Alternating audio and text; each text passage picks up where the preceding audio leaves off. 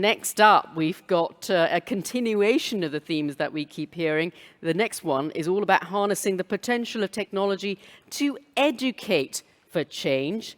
So this is a plenary session that will look at the potential of technology. What impact can tech and EdTech have on the way girls and women access quality education and its benefits?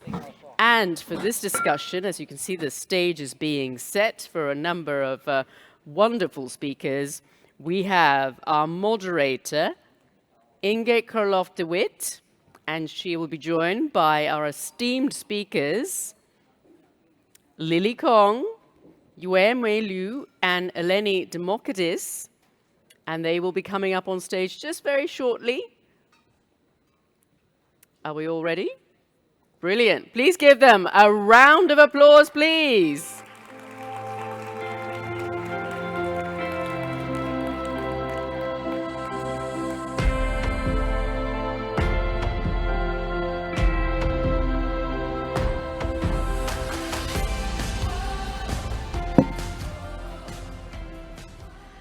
Good morning, everyone. We have a roundtable discussion about harnessing the potential of technology for change, enhancing girls' learning outcomes through educational technology. I'm Inge Kerkloh-Devif. I'm leading the Innovation and Entrepreneurship Institute at HEC Paris, and I'm honored, and it's my great pleasure to moderate this panel this morning. HEC Paris is actually the #1 business school in Europe, and we are teaching more than 130 different nationalities and on our campus. We have a vibrant alumni network with more than 80,000 alumni worldwide. Some of them are here in the audience today. And as we say, we think, we teach, and we act in order to make an impact on economy and society. So we are partnering with the Global Women's Forum as an academic partner and a global partner for 5 years now. It's our way to contribute to this community. And we are more than proud to host this panel. Without any further ado, I would like to deep dive in our discussion this morning to see how we can explore how technology can significantly impact education. Our conversation will focus actually on the interconnected roles of child, parents, schools, and the community, but also on the framework of supporting girls' education through EdTech. EdTech needs sustainability, contextualization, and intersectionality. We'll come back to this later. UNESCO published, interestingly, research on this in 2023, focusing on barriers for girls on benefiting on EdTech, but also enablers to give success to girls in EdTech. By examining these layers, we can understand how each stakeholder contributes to creating a supported and inclusive learning environment.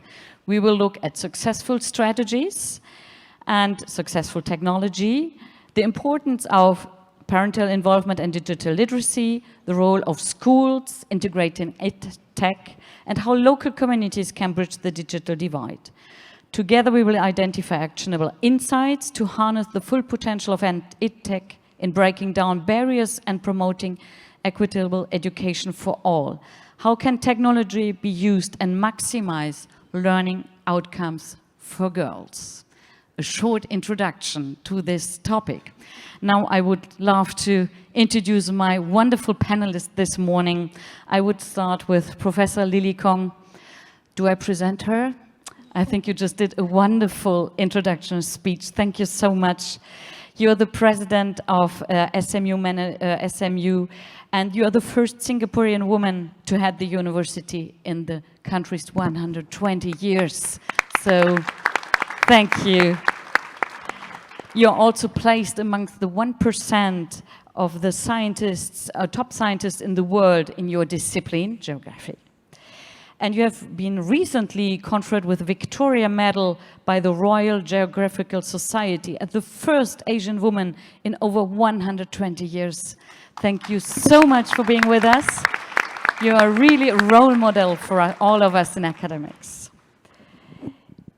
Elina, you're just such an amazing background. So you are head of healthcare technology for Asia Pacific and Japan for Amazon Web Services. What it's so interesting for you, so you're leading this healthcare technical part at AWS, but you also work with a lot of ministers and governments in order to transform hospitals and healthcare. What I think is so interesting for the panel today is that you have such an amazing background. You are a multidisciplinary background. You hold a PhD, so I take my notes now. So you hold a PhD in regenerative medicine from UCL, then you have an MSc in bioengineering, and then you have an MSc in nanotechnology, and you have an LLB in law, and a BSc in computer science and biomedical informatics. So just amazing, thank you. So thank you for being with us. We're looking forward to your contribution. Thank you. It's an absolute privilege, and especially to share the panel with you, Professor Kohn, and also Yueh, because I think innovators and intellectuals are very much needed.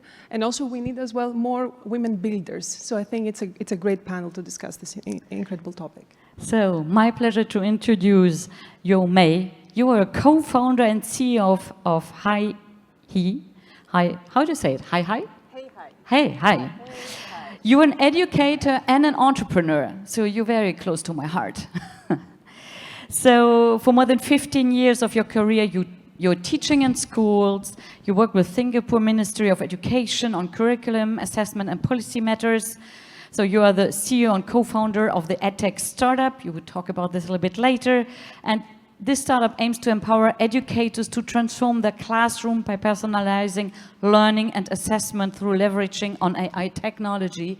I think it's so important, so we are really looking forward to learn more about this. So you're also a co-founder of a healthcare service startup that optimize MRI resources for patients in government hospitals. I think you're a fundamental educator at heart, as you say, and a board member of several non-profit organizations. So warmly welcome to the panel. Thank you. I would like to start with the first question to you, Elina. What are the emerging technologies you can see, AI, VR, blockchain, who are addressing the specific barriers that hinders girls' access to education and upskilling opportunities? Can you share a little bit what you can see? Yes, so emerging technologies, starting with, as you said, artificial intelligence, generative AI, blockchain, virtual augmented reality, or cloud computing as well. These are touching and trying to address the barriers, and I think, Professor Kohn, in your introductory speech, you also highlighted the different pillars that we have: social-cultural barriers, we have economic barriers, we have infrastructural barriers. So there are a lot of difficulties for marginalized girls in order to access education, and this is very evident as well in the reports, both from the World Economic Forum and from other NGOs. But what we see is that there is different types of enablement of ubiquitous and seamless environments through cloud computing. There is a creation of immersive and adaptive and personalized learning. There is also securing of the credentials through blockchain, for example. And we see also a trend towards gamification and towards collaborating through cloud technologies and making seamless the integration of data and also the exchange of information. But I think when we're thinking about the priorities, technology-assisted education is shifting the priorities. We are now thinking of growth and not of grades. We're now thinking of critical thinking, of analytics, and not of just regurgitation of just information, just memorization. So when we are now focusing on how this change, how this paradigm shift can happen, and definitely we are in the era where in the next 5 years we will see more of these changes, we need to redefine the student journey. And part of it would be to also change and accelerate learning, but also accelerate unlearning of archaic methodologies, practices, protocols within the educational system. And let's think about the journey of a student. Let's call her Emma. Think about the future and how this would play out with emerging tech. From the moment that she starts her educational journey, and that could be her kindergarten, her daycare, and all the way through primary school, secondary education, university level, and lifelong, very, very important, Professor Kohn, and thank you for mentioning that, lifelong education. All of her data, all of her, from her first drawings, from her initial attempt to learn the ABCs, to her exams, her tests, her homework, and finally her academic thesis and reports, all of these will be in her 360 student profile. And this student profile will be in a digital platform that will continuously in real time get all of the reports from the different teachers, professors, and the different pedagogy institutes that, or schools that any student has visited. On top of it, this is not just a boundary of just the education that you get at school and at your university, but the 360 student view will also incorporate, for example, enrichment classes and the growth of a student through that, and also extracurricular activities, data points from anything like sports, arts, music, even scouts, survival skills, any type of activities that are happening outside of the classroom, but allow a personality to grow. And we have all of these different touch points. And on top of it, we will have wearable technologies for well-being data and biometrics. And these are very important because we will, for the first time, have indications early on if we have, for example, burnout, if we have isolation, if we have mental health issues that are very serious. And I know that this is at the heart of Professor Kohn. We were discussing this. The mental health is very important and we need to change it. And imagine that for the first time, we will see the holistic view of a student growing and not judging a student just by one grade or one score in a specific class, but holistically. Then every student will also have his AI companion, his AI agent, AI chatbot that will have, and it will have the opportunity to have one-on-one interaction at a daily basis with this AI companion, like a personal teacher that can 24/7 provide personalized information based on the needs of the student, based on the learning speed of the student and his capabilities, his strengths, and his weaknesses. And for the first time, it's going to be possible not to just have basic assessments of a test or of homework, but actually get personalized recommendations on the ways that you could learn and improve. So you wouldn't just get an A, B, C, but you would say, oh, here is a list of things that you can do to improve. And since I see that you're a visual student and you are not a student that likes to read a lot and memorize, let me create for you instantaneously and generate through a large language model a video introduction to this topic. On top of it, we will have augmented reality. This would mean that any given student, no matter where he is, he can immerse into a lab, into a school environment, or a field trip that otherwise would not be accessible to him. And we will have digital twins. A digital twin could be the representation of a whole classroom or a cognitive digital twin for a specific student, whereby we can test different methodologies of learning and assess in the digital twin of the student which particular learning methodology would be more successful and it's more likely to be appropriate for it to adopt. So all of this, I think, is part of the exciting technology that we will see in the future. Thank you so much, Irina. Yueh, I would love to ask you a question. What you can see with your startup, and as you're also teaching, educator, and entrepreneur, how do you think we can achieve a balance between pervasive use of tech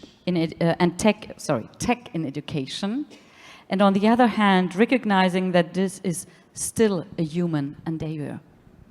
Thank you, Inge. That really hit me at the bottom of my heart. As an educator, I am very conscious that educating is a human endeavor. We can't educate without being at the heart of it. We need that human interaction. So, but technology plays a huge role, as Aline has given a really comprehensive array of suggestions how technology can be used to personalize learning, for data analytics, to enhance our learning in a classroom. I think that human factor is still so important. But what is the key? The key is how do we integrate? How do we have a balance in integrating technology with human interactions? And I think that comes into considerations, a lot of considerations on the educator to choose the right tools at the right time, to use it with the right audience.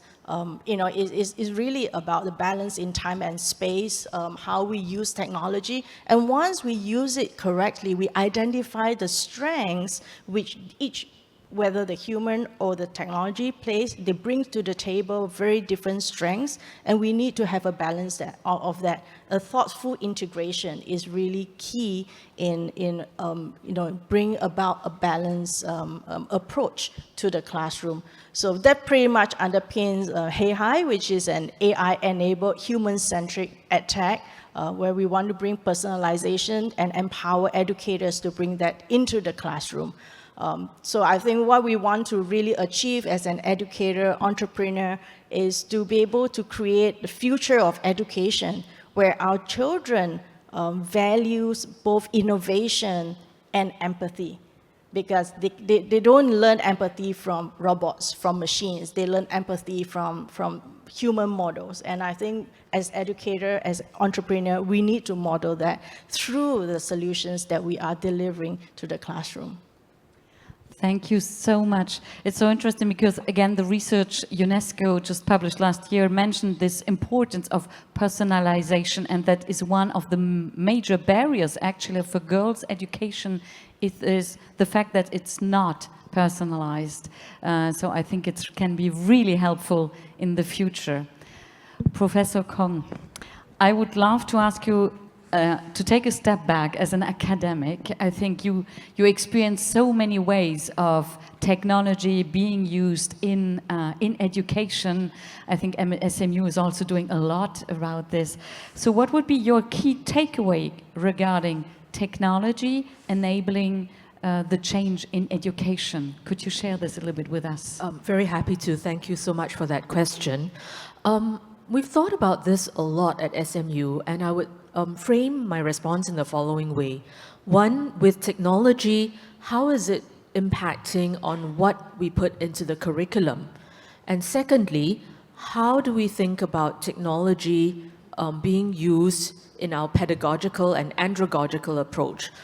For those who are not so familiar, the term pedagogy is typically used with younger people, how we teach and learn, the approach to teaching and learning for younger people, andragogy for adults, working adults typically.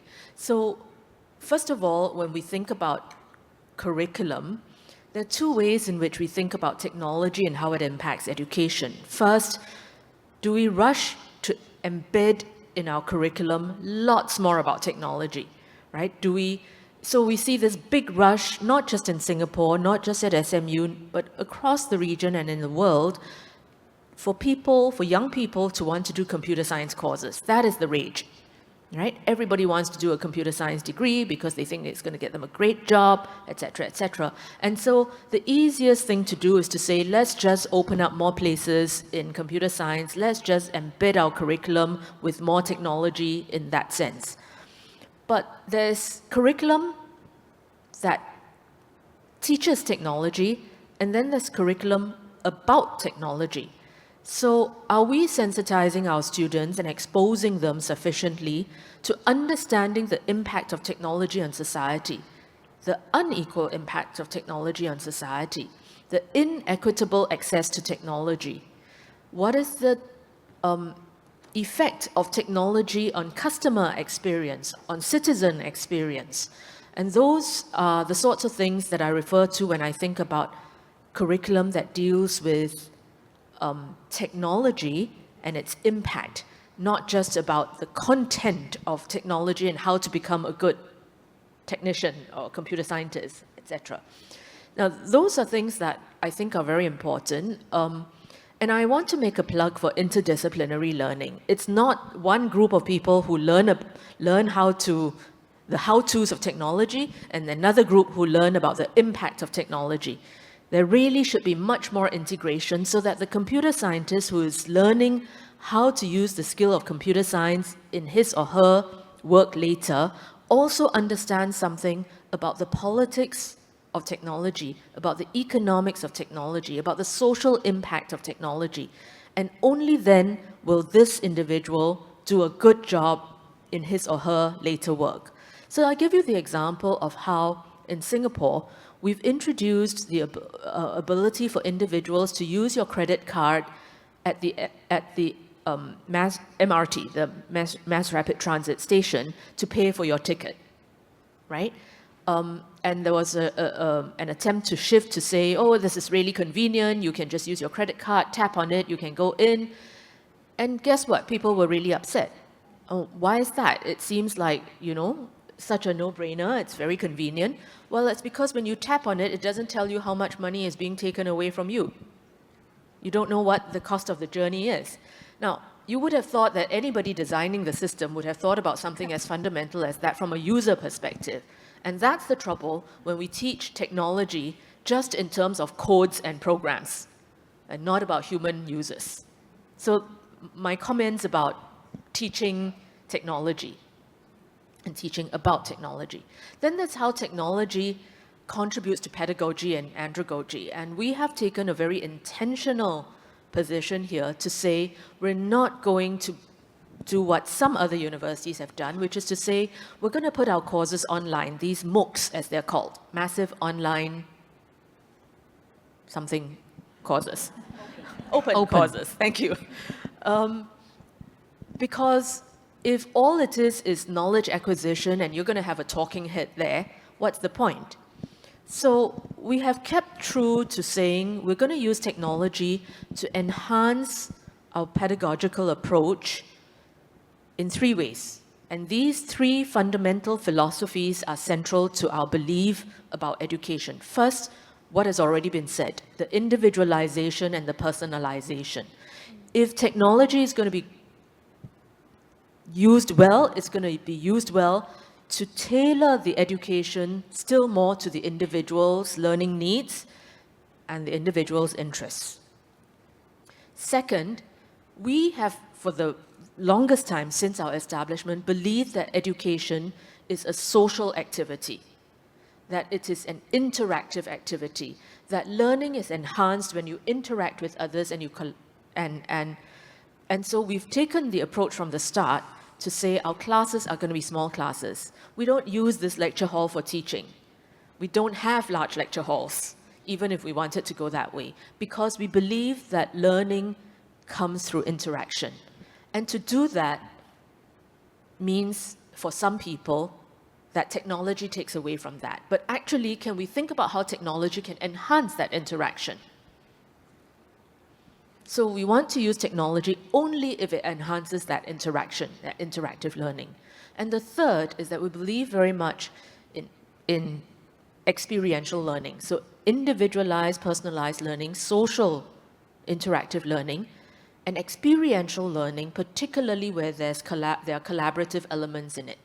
Because in everything that we do, we've got to learn to work with other people. All the qualities that Yueh spoke about so eloquently of empathy, of being able to step into someone else's shoes and think from their perspective.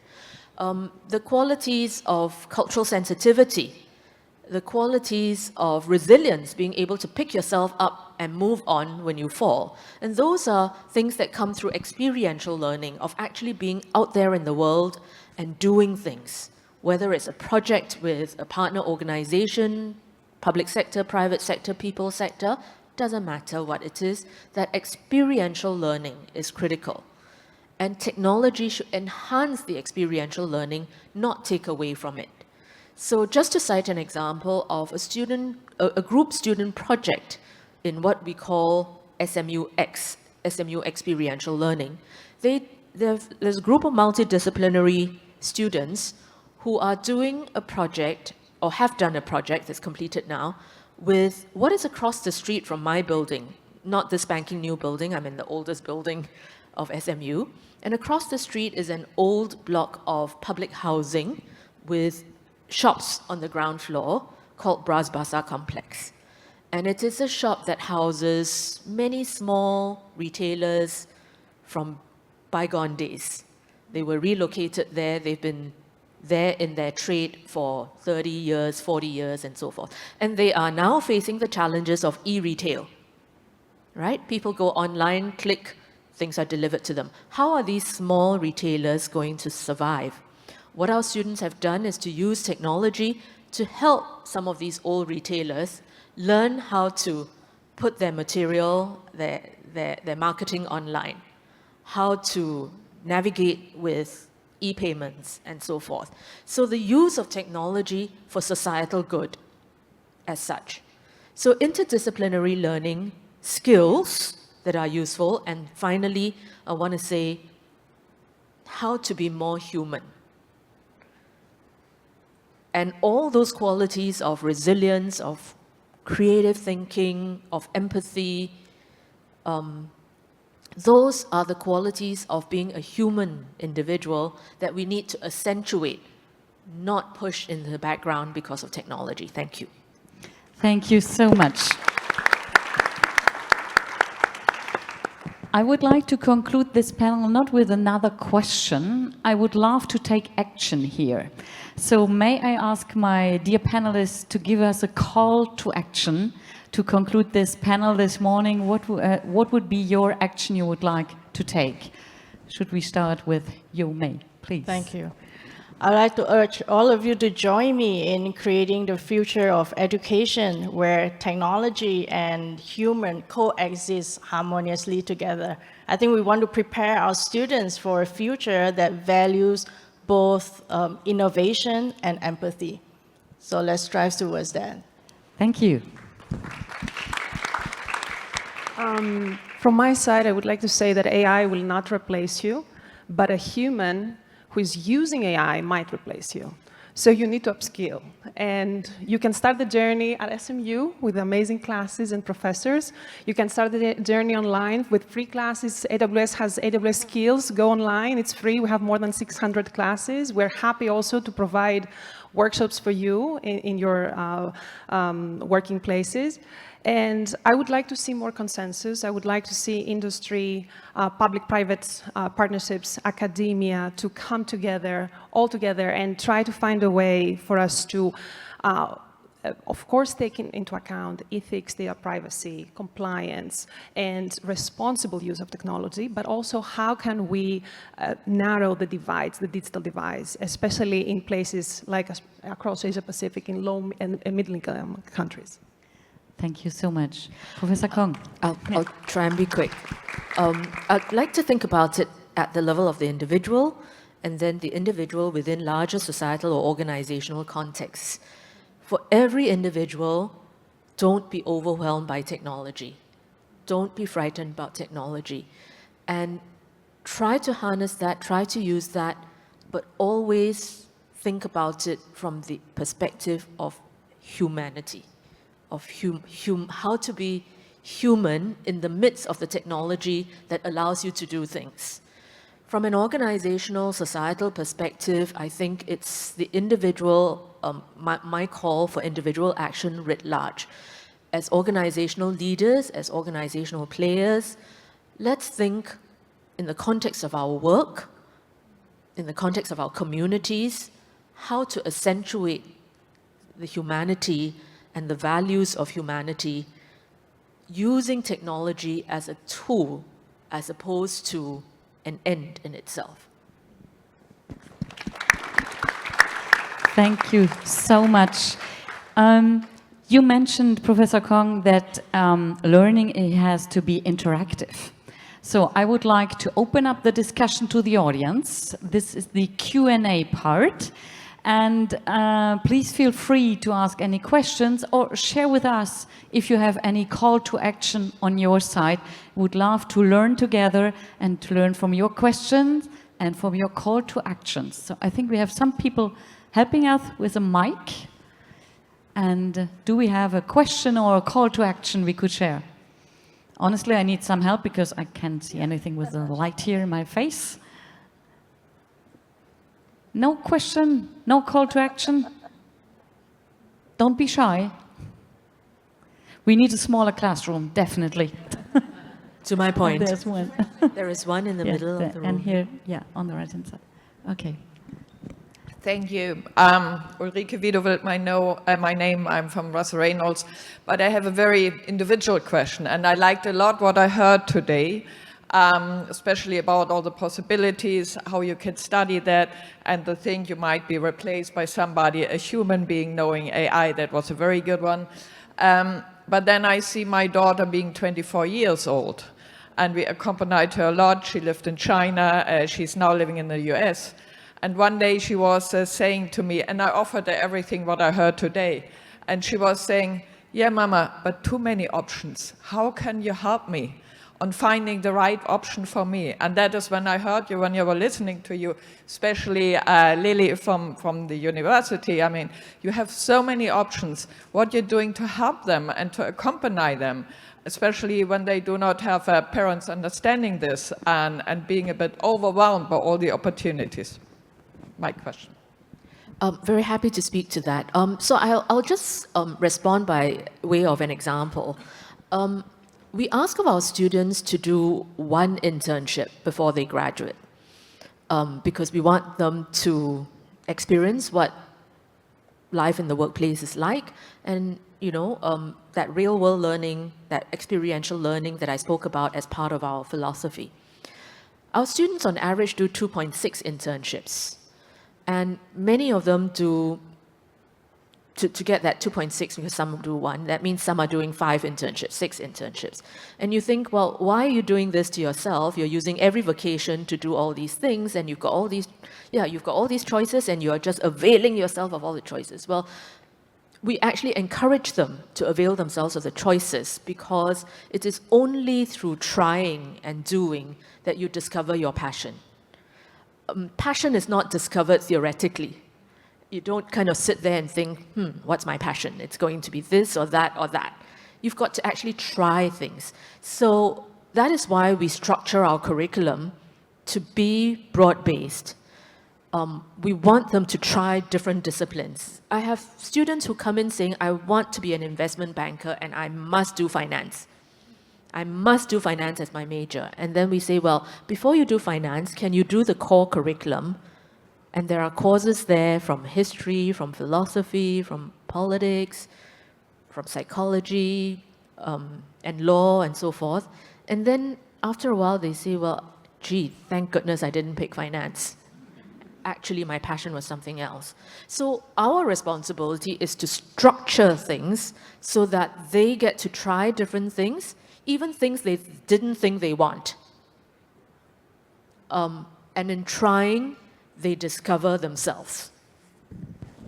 And to add on, that's from the president of SMU, and this is from the mother of an SMU student.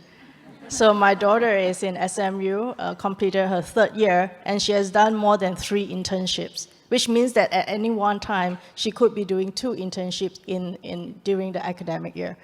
And she's on to her 2nd exchange program in August. So whatever Prof said is true. We had a second question or comment here. Yeah. Can we have a mic here, please? Yeah, that's one. Okay. So my name is Elaine. I think I should stand up so that you can all see me. So I'm from Amazon Web Services. I'm here to support my colleague Eleni. But what I want to say today right here is I've been in technology for 35 years. And even so, I feel that the giving back can be a lot more. While we are educated, academically, and then we graduated, we get into the working space, sometimes we forget to give back. So I think one of the call to action I like to call upon myself and all of you is the giving back.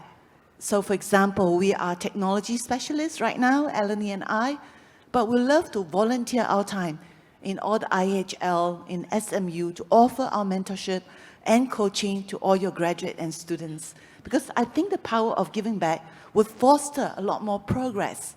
It's not just about education, it's about the application and the giving back. Thank you. I'll Thank follow you up after so this. much. Thank you. I think we have another question here. Yeah. Or call to action. I don't know. Hello. Hi, everyone. My name is Reem Salem. I have a similar question to the beautiful lady out there. I'm a fresh graduate from Zayed University, so I just wanted to ask, as a fresh graduate, how can I help in this movement, and how can I identify or know what is my call to action?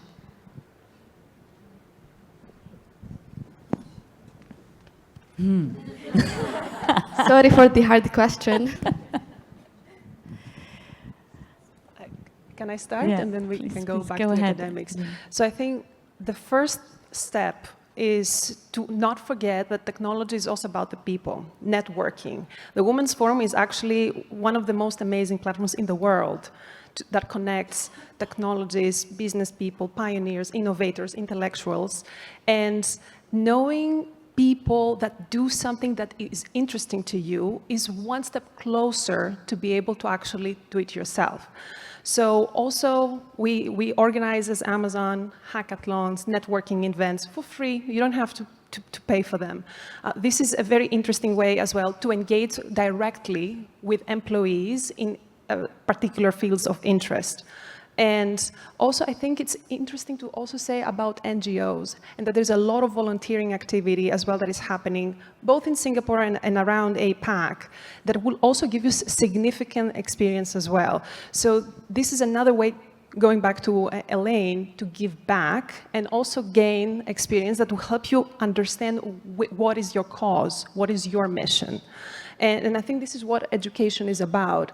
The purpose of education is to turn mirrors, just seeing about yourself, into windows. And now we're in this new era of these windows are getting into this large digital space where everybody will be somewhat of a multidisciplinarian. Everybody would be a little bit of a lot of things. So go there.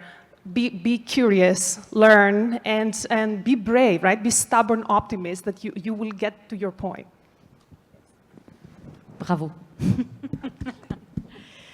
I could just add a small footnote, and that is to say that sometimes when we think we want to do something and we're alone in it, the motivation is a little bit, sometimes a little bit reduced. There are other competing demands, etc. And I find that actually if you have a friend or a small number of friends around you who you can explore different things with, then you know, there is that sort of commitment to other people. So if in 3 months, a year, you say, we're going to try and engage with this NGO, and you're doing it together, it's a little bit more fun, you're more likely to do it, and you will then, in doing it, realize, well, is this for me? Is this a cause that I really believe in? Is that company we're keeping, that we're doing things together, company that I feel a part of? And you know, if that doesn't work, then you move on to something else. It's a little bit like exercise. If I have to do it alone, I might make all kinds of excuses and say, you know, I'm too busy today, I'm too tired from work, etc., and I don't really know what I want. Do I want to swim? Do I want to play tennis? Oh, that's just too much choice, forget it, right? But if you've got a small group of people or a friend who's doing it with you, and you're willing to try different things, and then in trying different things realize that, well, this is actually a way I can contribute, and I am comfortable with it and I believe in it, and then you go there. It's very individual. It's difficult to say what any individual's passion is, but trying it and having someone with you might help.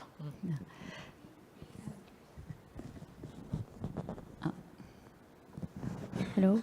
I just wanted to say that I believe that we as a human, as you mentioned, that we need each other. Although there is the AI and the innovators and everything, but still we as a human, it's our nature that we need the other human. So thank you for this. Thank you. And I think it's a wonderful word to conclude on this. Let's do this together. I would like to thank the Women's Forum for bringing us all together to give us the opportunity to learn. I would like to thank my wonderful panelists. I would like to thank you in the audience. Thank you very much. And let's make it happen. Let's make it big. Thank you very much.